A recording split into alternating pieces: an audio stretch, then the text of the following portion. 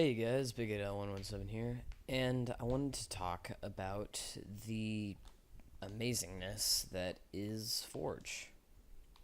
So, brief history and recap on Forge in case for some reason you don't know what it is. It was introduced in Halo 3, has been in every Halo since except for ODST, and it's a level maker kind of thing, except it's a lot easier than most level makers. They really amped it up in Halo 5 and made it kind of confusing, but all of the people who are really good at Forge, that's great for them, but the rest of us were kind of just confused. But that's besides the point.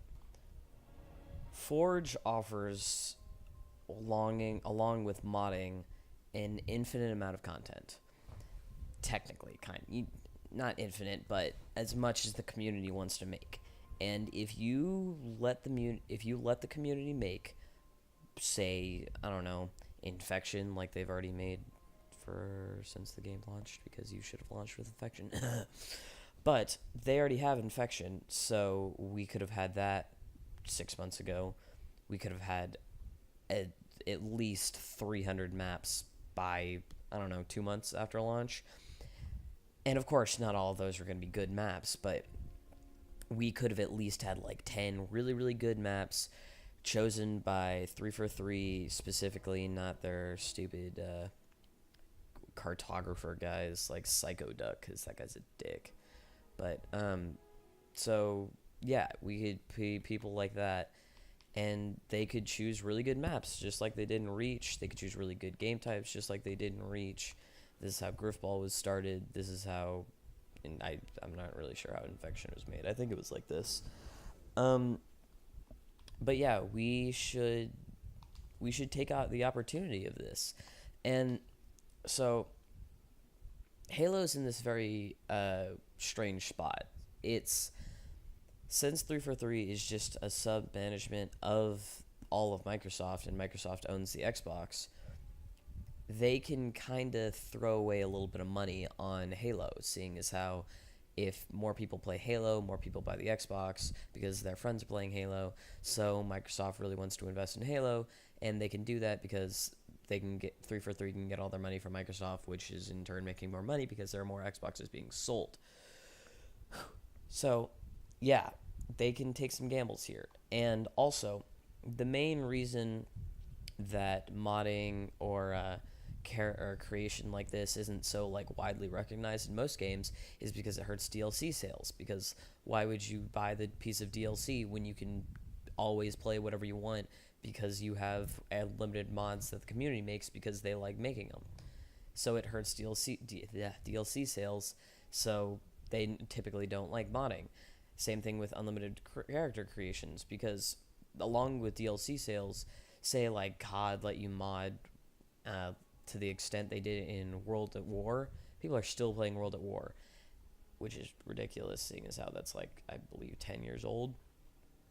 But if people are still playing World at War, that means they didn't buy the other 10 Call of Duties, which would have made Microsoft or whatever Call of Duty publisher $600 per person. So they typically don't want you to have unlimited content. However, with Halo, because it's the way that it is, and the fact that it only launched with this, and that's it. It had 5 game types in Arena and 2 Warzone game types, and then a campaign which was less than stellar in comparison to the rest of the games. It wasn't bad, but there's something missing. But this isn't about campaign. But if we were to say they launched with Slayer, Breakout, and Infection, that's really all we would need. If they set us up with those 3 game types, maybe a couple more, maybe like Assault and Zone Control, or Territories, I don't know. Maybe like a couple more, and then just gave us Forge and ways to make different game types within about a month, we would have literally every game type Halo has ever had. and probably a lot more, and as many maps as we would want, including about 13 billion Blood Gulch remakes because everybody loves Blood Gulch. So we could have so much more content if they just really accepted the way Forge should work in these games. They have free DLC, and the next Halo game won't come out for a little while. Yes, this will hinder the amount of rec packs you will sell, because people will be playing custom games more, or they'll be playing Arena more. But you could also let us make other Warzone variants. And Warzone Assault shouldn't be a Warzone Assault. I feel like that should just be Invasion and not be there. But that's besides the point. Let us make Warzone variants. Let us host servers. Let us make a just let us have a server like they do in Battlefield. Let us rent a server. Let us put the gravity on 50. Let us put the jump height on 200. Let us put the speed on 200. Let us not take up Rex, maybe. I'm not sure about that one. Not that one, because they want to still sell the Rex. And let us just do all this crazy stuff. That way more people will play Warzone, and more people will buy the Rex. Let us make Warzone maps. That way Warzone is more interactive, and that way more people will want to play Warzone because there's more content in it.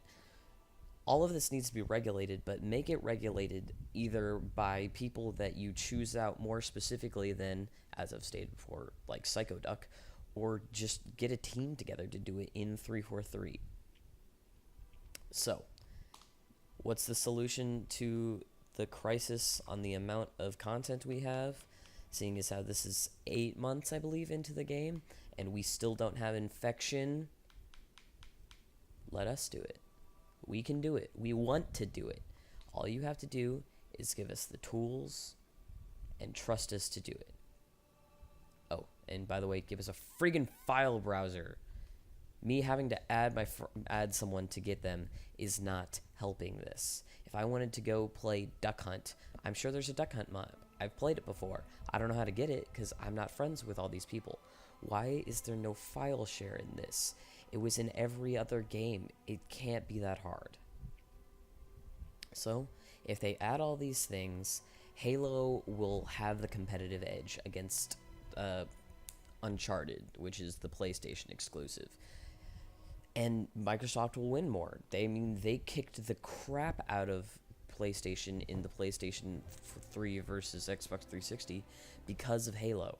And we can do it again in Xbox One versus PS4, but we need to accept Forge as the badass thing it is and let the community, maybe not mods. If you don't want mods, that's fine. But let us create things on Forge, put it in Arena, and give us a file browser, and we will make all the content you need for you. Next Halo, if Halo 6 comes out and all they did was give us Forge, custom games, like all of this, all the cool stuff, give us some like armor, so just do the base minimum. Give us a campaign, work on that campaign, you better.